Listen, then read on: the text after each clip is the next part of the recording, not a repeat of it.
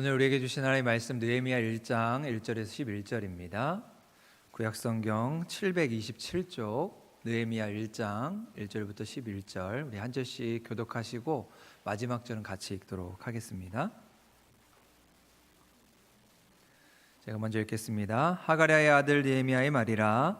아닥사스다 왕 제20년 기슬월에 내가 수상궁에 있는데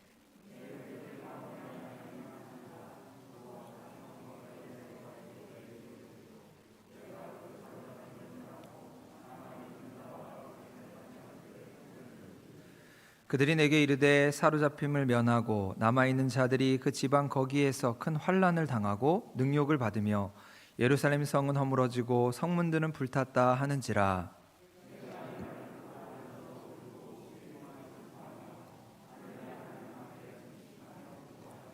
이르되 하늘의 하나님 여호와 크고 두려우신 하나님이여 주를 사랑하고 주의 계명을 지키는 자에게 언약을 지키시며 긍휼을 베푸시는 주여 간구하나이다.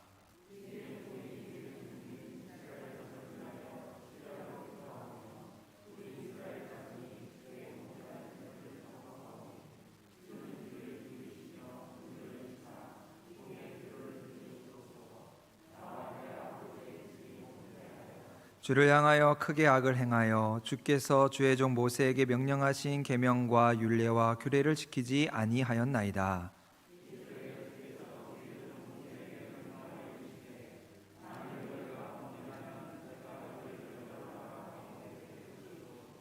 만일 내게로 돌아와 내 계명을 지켜 행하면 너희 쫓긴 자가 하늘 끝에 있을지라도 내가 거기서부터 그들을 모아 내 이름을 두려고 택한 곳에 돌아오게 하리라 하신 말씀을 이제 청하건대 기억하옵소서.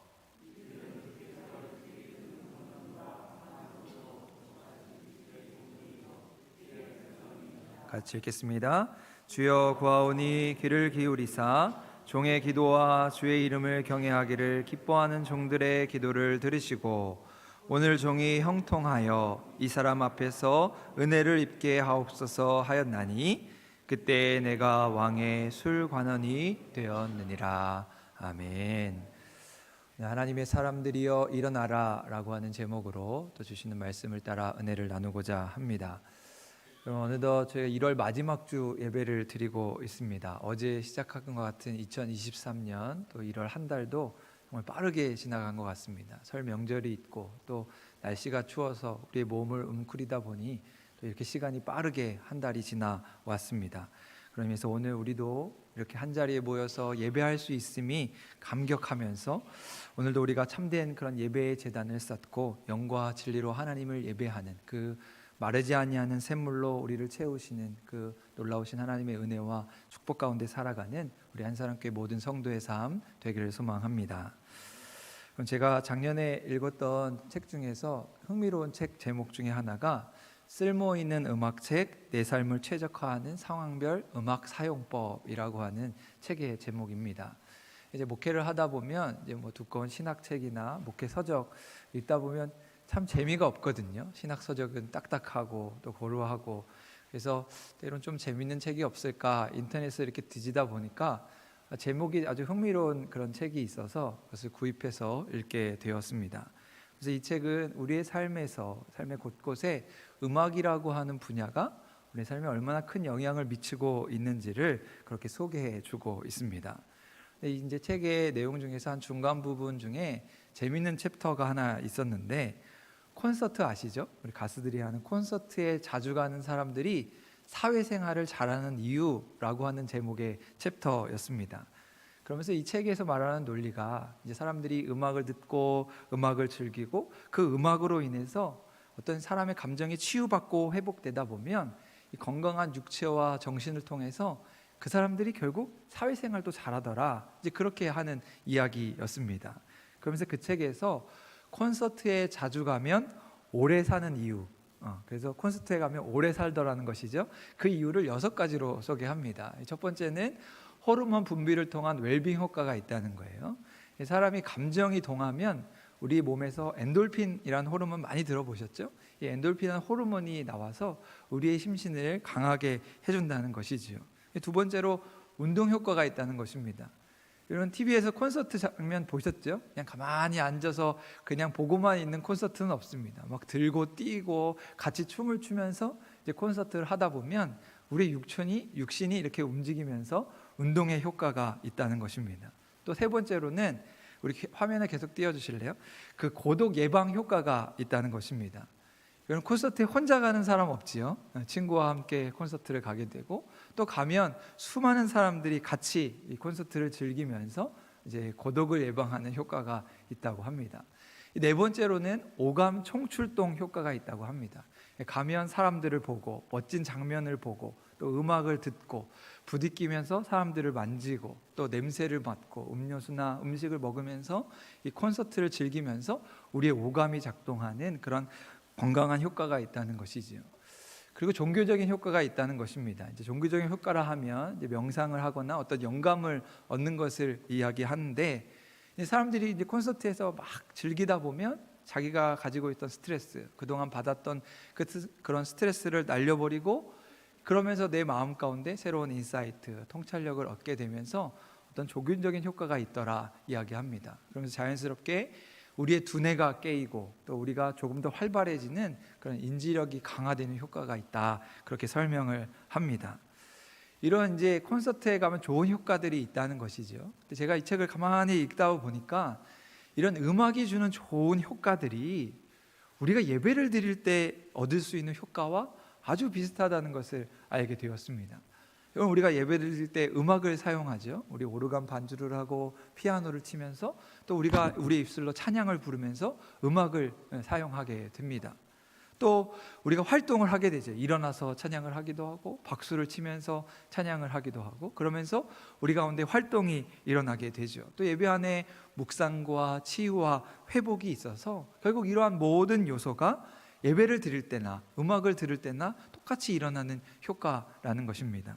그래서 저는 콘서트에 가야 오래 사는 게 아니라 예배에 자주 가면 오래 산다, 이렇게 말씀을 드리고 싶습니다. 어디 가서 왜 청주 한사람교회 가야 하느냐라고 누가 묻는다면 우리 목사님이 그러시더라, 예배에 가면 오래 산다더라 그렇게 하면서 전도해 보시기 바랍니다. 오늘 우리가 그렇게 예배를 사모하면서 자신 있게 또 하나님 주시는 은혜를 따라서 우리 예배를 통해 우리 가운데 역사하시고 우리와 함께 하시는 그 하나님을 찬양하고 의지하는 우리 한사람교회 모든 성도의 삶 되기를 소망합니다.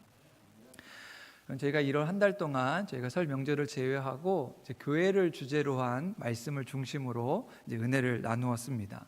올 한 해 우리 교회가 나아가야 할 그런 표대의 말씀을 세우고 우리 모두가 한 마음 한 뜻이 되어서 비전을 품고 정말 우리를 통해 일하실 그 하나님의 은혜를 기대하는 마음으로 정말 한 달 동안 은혜의 말씀을 전했습니다.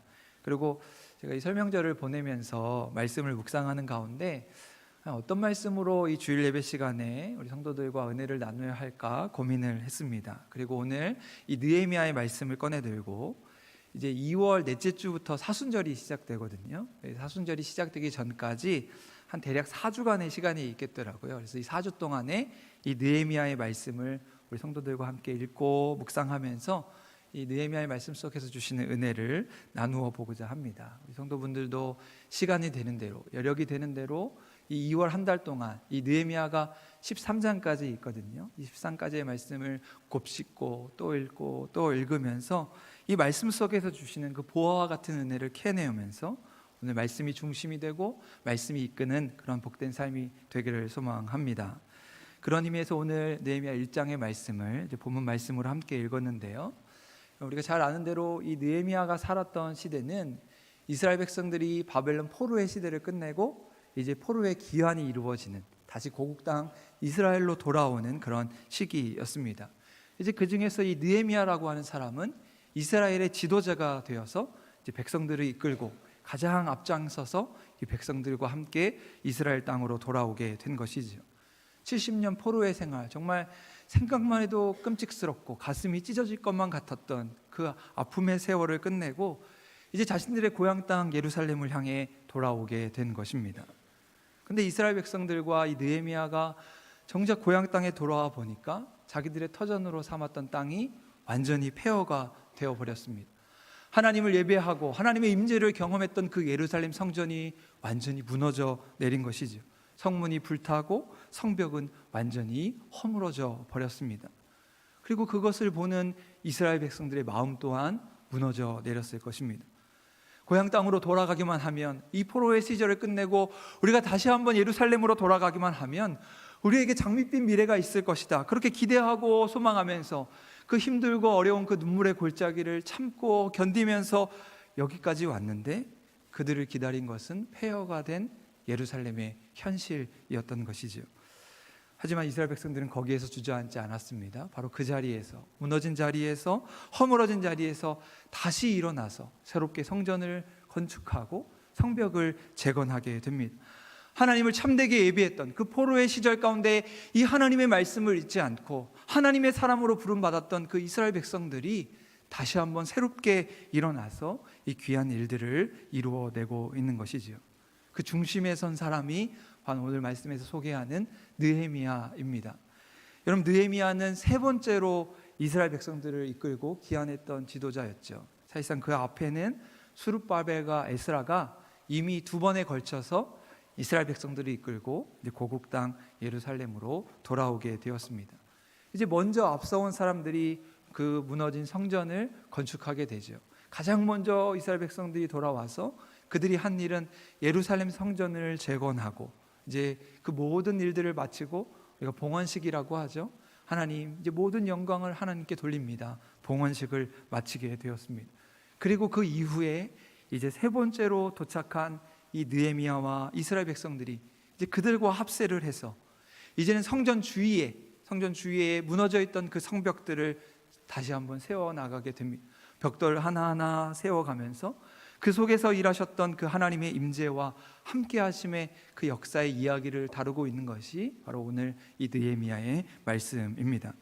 그렇게 이 느헤미야의 말씀은 오늘 우리에게 하나님이 이스라엘 백성들 가운데 그 무너진 자리에서 어떻게 일하셨는가, 어떻게 그들과 함께하고 계셨는가를 우리에게 전해주고 있습니다. 이 귀한 말씀을 우리가 함께 읽고 묵상하면서 오늘 우리를 향해서 하나님의 사람들이여 무너진 자리에서 일어나 새로운 성벽을 쌓자고 우리를 부르시는 그 주님의 음성을 듣고 우리의 모습을 새롭게 하시면서 우리의 신앙을 무장하고 우리의 그 무뎌진 마음, 돌 같은 마음을 다시 한번 강하게 하는 귀하고 복된 시간이 될 수 있기를 소망합니다. 여러분, 그렇게 오늘 우리가 함께 읽은 이 본문 느헤미야 1장의 말씀은 느헤미야가 하나님의 사람으로 어떻게 이 귀한 일들을 이루어갈 수 있었는가, 그 무너진 자리에서 어떻게 새롭게 일어나서 하나님의 일들을 감당할 수 있었는지를 우리에게 알려주고 있습니다. 그렇다면 그 느헤미야가 그 일들을 감당할 수 있는 비결은 무엇일까? 성경이 이야기해 주는 답은 의외로 간단합니다. 다름 아닌 바로 느헤미야의 기도였습니다. 하나님의 사람들이 주저앉은 자리에서 일어나서 하나님의 일하심을 경험하게 된 바로 그 시작이 느헤미야의 기도였다고 오늘 말씀은 우리에게 이야기하고 있습니다. 어려운 순간에 그들에게 용기를 주고 새로운 힘을 준 것도 바로 느헤미야의 기도였음을 오늘 느헤미야 1장의 말씀은 우리에게 알려주고 있습니다. 그래서 오늘 1장의 말씀은 다름 아닌 느헤미야가 하나님께 기도한 내용을 담고 있습니다. 오늘 말씀을 보면 느헤미야는 먼 타국 땅에서 이제 귀환을 앞두면서 이미 고향에 대한 소식을 듣게 됩니다. 성문이 불타고 예루살렘 성전이 무너졌다는 그 이야기를 들으며 가슴을 치며 슬피 울면서 금식하며 하나님께 기도했다고 이야기합니다. 그것이 오늘 우리가 읽었던 4절의 말씀인데요. 우리 화면을 보시고 우리 4절 말씀 한 번 더 같이 읽겠습니다. 4절입니다. 시작. 내가 이 말을 듣고 앉아서 울고 수일 동안 슬퍼하며 하늘의 하나님 앞에 금식하며 기도하여. 오늘 느헤미야가 그 고향에 대한 소식을 듣고 슬퍼하며 울면서 하나님 앞에 기도했다고 이야기합니다. 그리고 그가 기도했던 내용이 이제 이후에 이어지는 5절부터 마지막 절 11절까지의 내용입니다. 그렇다면 느헤미야는 어떤 내용으로 기도했을까? 어떤 마음으로 그렇게 울면서 금식하며 하나님 앞에 기도한 것일까? 몇 가지로 살펴보려고 하는데요. 먼저 느헤미야의 기도는 회개의 기도였습니다. 느헤미야는 이스라엘 백성들이 하나님께 범죄했던 그 모든 죄를 지금 하나님 앞에 자복하고 용서를 구하는 회개의 기도를 가장 먼저 드리고 있습니다. 그렇게 느헤미야의 기도는 회개함으로 시작하고 있는 것이죠. 그런데 오늘 이 느헤미야의 회개의 기도를 보면 참으로 특이한 점이 있습니다. 느헤미야는 지금 하나님 앞에 용서를 구하는 그 회개의 기도를 하면서 자신의 죄뿐만 아니라 공동체, 이스라엘 백성들의 민족이 지은 죄까지 하나님 앞에 회개하고 있다는 것입니다. 자신만이 죄가 아니라 자기 아버지, 자기 할아버지, 그 조상들이 지은 죄까지, 하나님, 이 민족이 범죄하여 이 큰 비극이 이 땅 가운데 벌어졌습니다. 하나님, 우리를 용서하여 주옵소서 기도하고 있다는 것이죠. 그것이 오늘 6절 말씀 중간 부분까지의 내용인데요, 느헤미야의 기도는 이렇습니다. 이제 종이 주의 종들인 이스라엘 자손을 위하여 주야로 기도하오며 우리 이스라엘 자손이 주께 범죄한 죄들을 차복합니다. 그리고 나와 내 아버지 집이 범죄하여 이 어려운 일을 당하게 되었습니다. 하나님 앞에 회개하며 기도하고 있습니다. 느헤미야 하나님 앞에 자신만이 지은 죄가 아니라 공동체가 저지른 죄를 함께 자복하고 있습니다. 왜 느헤미야는 그토록 공동체의 죄를 자복하고 있는 것일까? 이런 죄를 자복하지 않으면 용서받지 못하기 때문이죠. 그리고 더 중요한 것은 우리가 이 공동체의 죄를 자복하지 않을 때 그 죄로 인해서 공동체 전체가 파괴되기 때문입니다. 죄라고 하는 것이 단순히 한 죄인을 넘어서서 우리 공동체를 무너뜨리는, 그런 공동체를 파괴시키는 힘을 가졌기 때문이죠. 구약 성경에 아간이라고 하는 사람이 대표적이지 않습니까? 여리고성을 점령하고 나서 아간이 하나님의 명령을 어기고 자기 마음대로 그 금, 은, 보화가 너무나도 탐이 나서 그것들을 취하고 그로 인해 욕심을 부렸던 그 한 사람의 죄로 인해서 이스라엘이 그 다음 전쟁에서 큰 패배를 하게 되는, 실패를 경험하게 됩니다. 그저 한 사람의 죄가 한 개인에서 끝나지 않고 공동체를 위기에 빠뜨리고 실패로 몰고 가는 그런 위험을 자초하게 된 것이죠. 여러분, 그렇기 때문에 우리는 날마다 자복하는 마음으로 회개하며 하나님 앞에 기도해야 합니다. 그런데 실상 우리의 모습을 돌아보면 어떻습니까? 회개하는 마음이 아니라 우리 마음에 온통 남의 탓을 하는 마음으로 가득합니다. 하나님 앞에 기도할 때 하나님, 제 잘못이 아니라 저 사람이 잘못해서 그렇습니다, 저 사람이 실수해서 그렇습니다 라고 남의 탓을 하며 살아가는 것이죠. 우리 사회가 내로남불의 사회라고 하지 않습니까? 뒤에서 흉을 보고 험담을 하고 모든 잘못을 남에게로 돌려버리는 그런 사회가 되어버린 것이죠. 제가 가끔 인터넷 기사를 보면서, 이제 인터넷 기사를 보면 핸드폰으로 이렇게 스크롤을 하면서 내릴 수 있지 않습니까? 그럼 기사를 쭉 읽고 그 밑에 댓글을 다는 창에 사람들이 이 뉴스를 보고 무엇이라고 이야기하는가 궁금해서 가끔 그 댓글을 볼 때가 있습니다. 근데 이제 혹시나 하는 마음으로 그 댓글을 보는데 그 적은 댓글을 볼 때마다 마음이 무너져 내립니다. 왜냐하면 그 댓글의 내용이 온통 비방과 험담과 비판으로 가득하기 때문입니다. 잘한다, 힘내라, 응원한다, 이런 좋은 글은 하나도 찾아볼 수가 없고 온통 남 탓을 하는 댓글로만 가득합니다.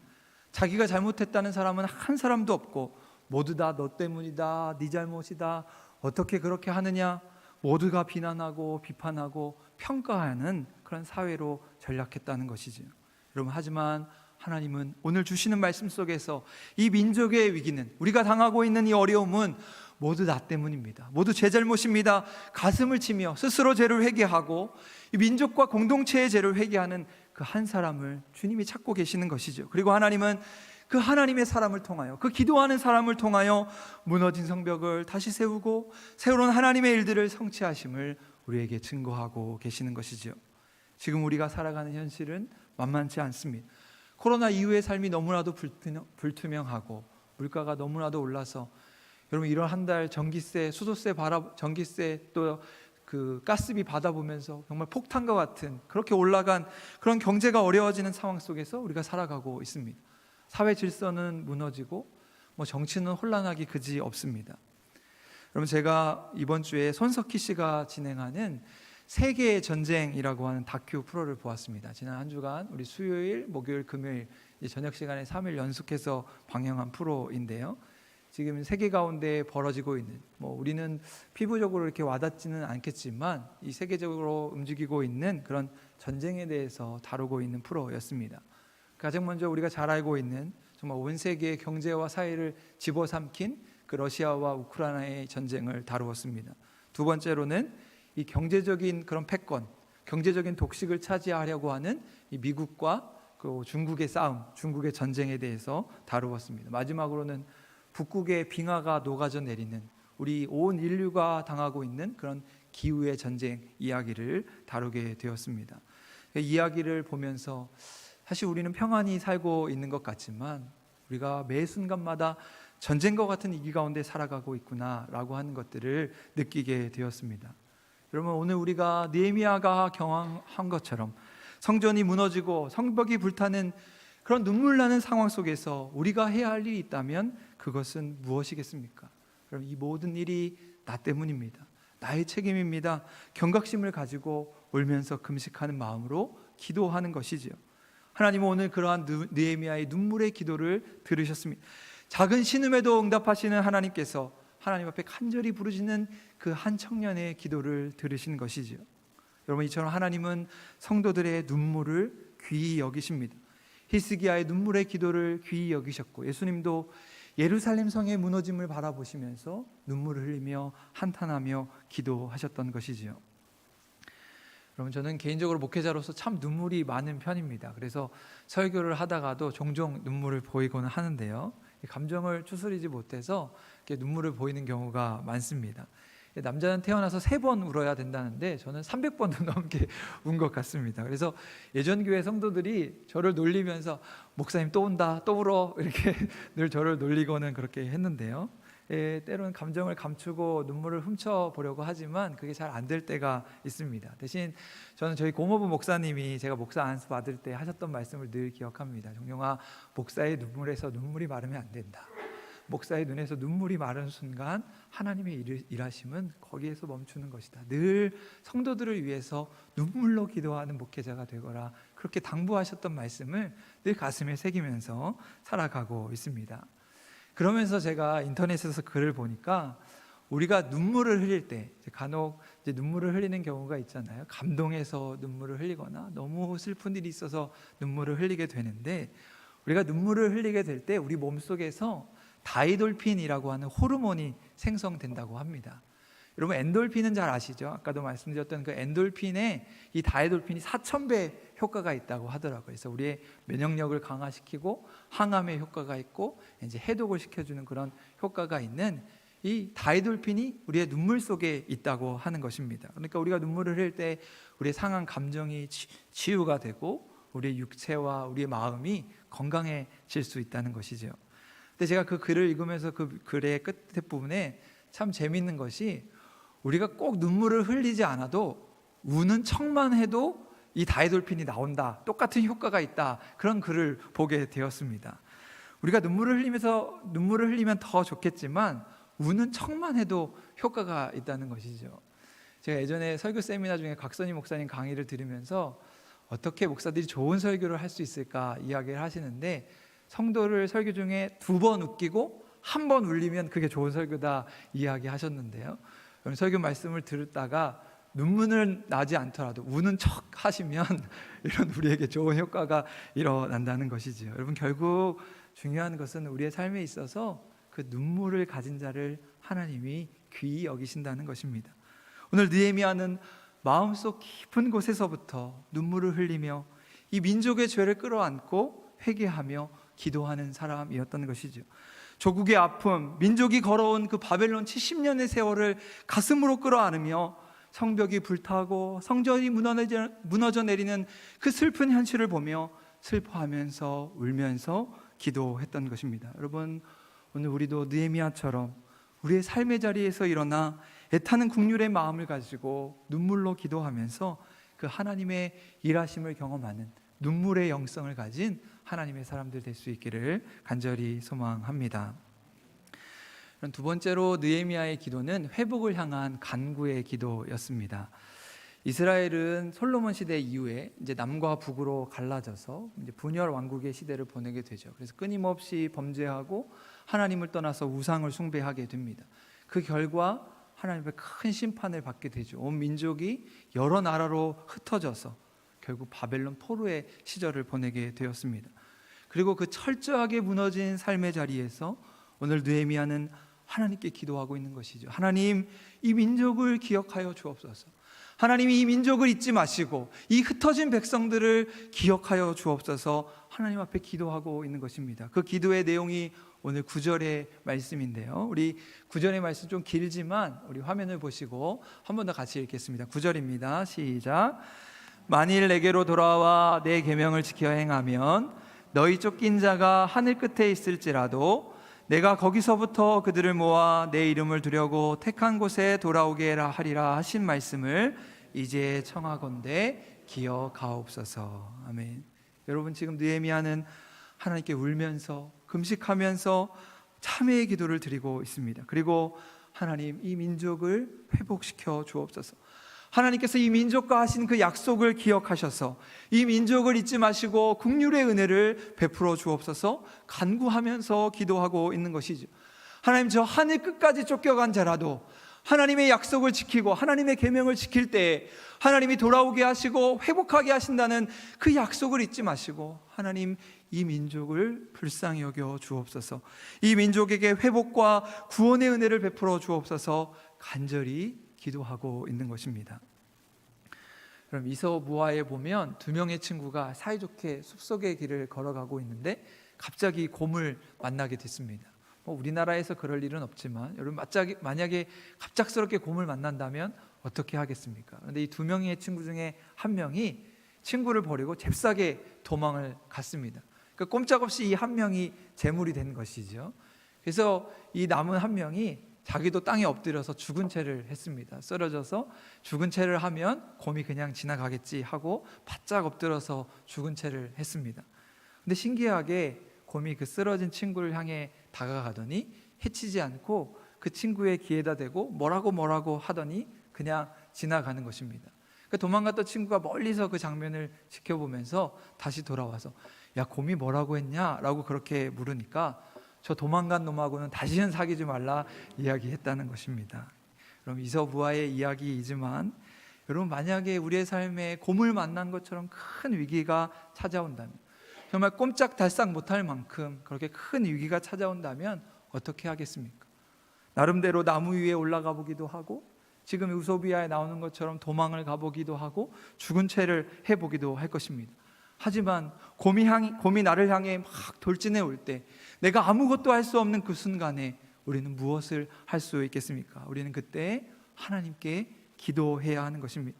오늘 느헤미야는 그 어려운 순간에 자신의 힘으로 아무것도 이룰 수 없는 그 순간에 민족이 당한 위기의 순간 앞에서 하나님께 기도하고 있습니다. 하나님, 이 민족을 불쌍히 여겨 주옵소서. 하나님, 이 민족을 긍휼히 여겨 주셔서 그 언약을 지키시는 하나님, 이 민족과 약속하셨던 그 약속을 기억하여 주옵소서. 하나님의 은혜를 구하고 있습니다. 여러분, 오늘 우리 한사랑교회가 주님 앞에 가장 먼저 해야 할 일이 있다면 그것이 무엇이겠습니까? 그것은 하나님 앞에 기도하는 일입니다.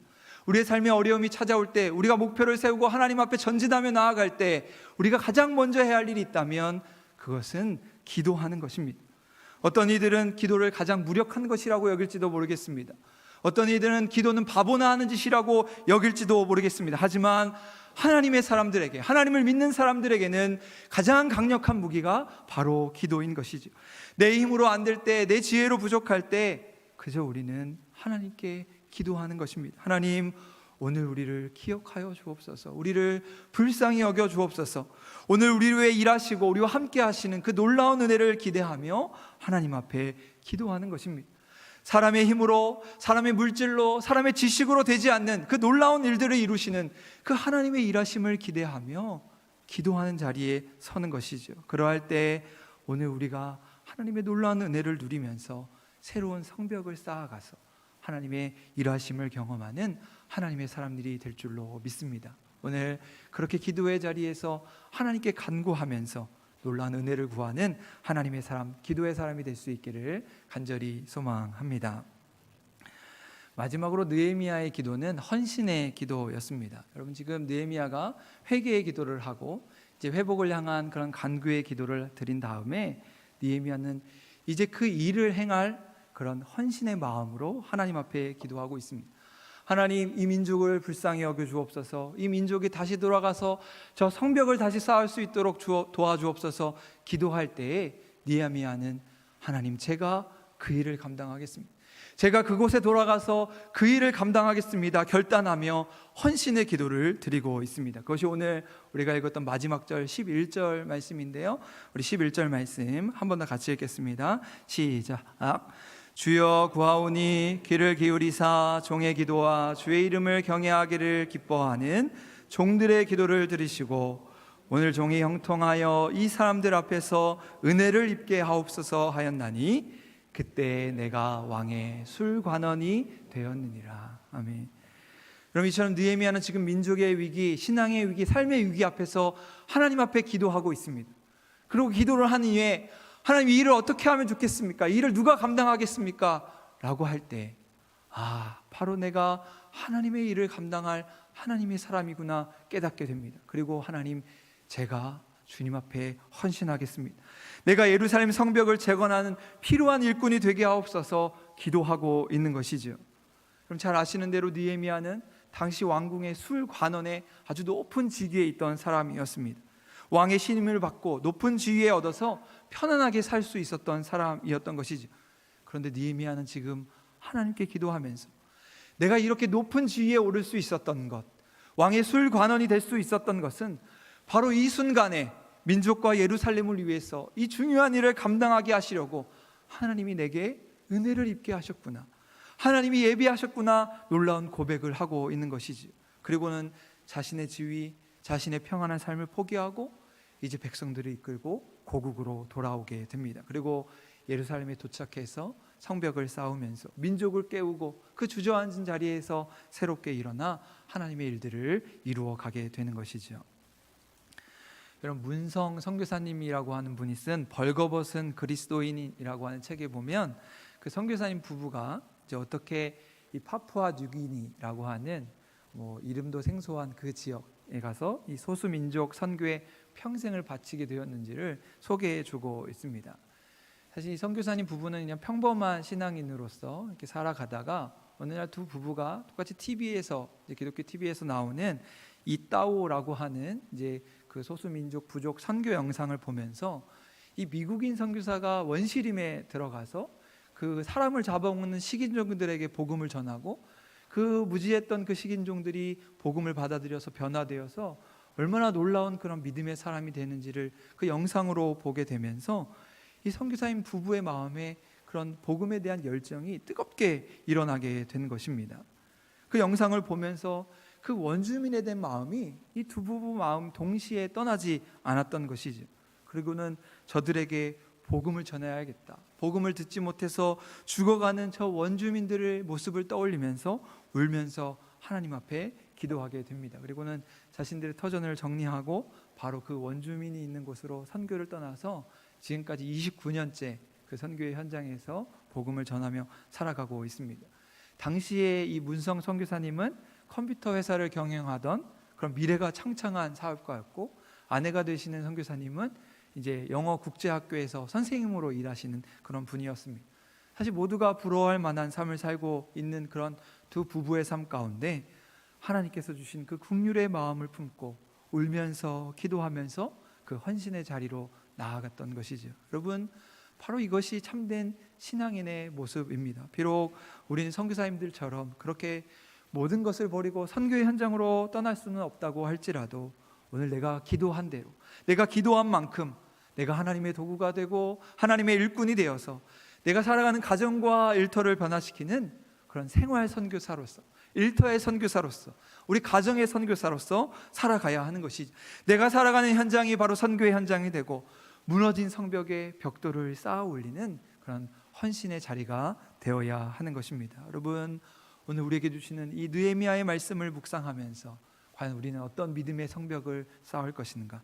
그 성벽은 어디에서부터, 누구로부터 쌓을 수 있는가? 오늘 우리의 삶의 자리, 신앙의 자리를 돌아보면서 하나님과 함께 동역하는, 하나님과 함께 일하시는 하나님의 사람 될 수 있기를 간절히 소망합니다. 오늘 느헤미야가 기도한 것처럼 회개하며 주님 앞에 기도하고 간구하며 주님을 붙들면서 주님의 일꾼으로 부르시는 그 주님의 음성에 응답하며, 주님, 제가 여기 있습니다, 나를 사용하여 주옵소서, 힘을 내고 용기를 내어서 우리의 심령을 부흥하게 하시고 우리로 살아나게 하시는 그 하나님의 은혜를 경험하며 그 간증의 역사의 주인공이 되어서 하나님의 은혜 자랑하며 살아가는 우리 모든 한사랑교회 믿음의 식구들이 될 수 있기를 주님의 이름으로 간절히 축원드립니다.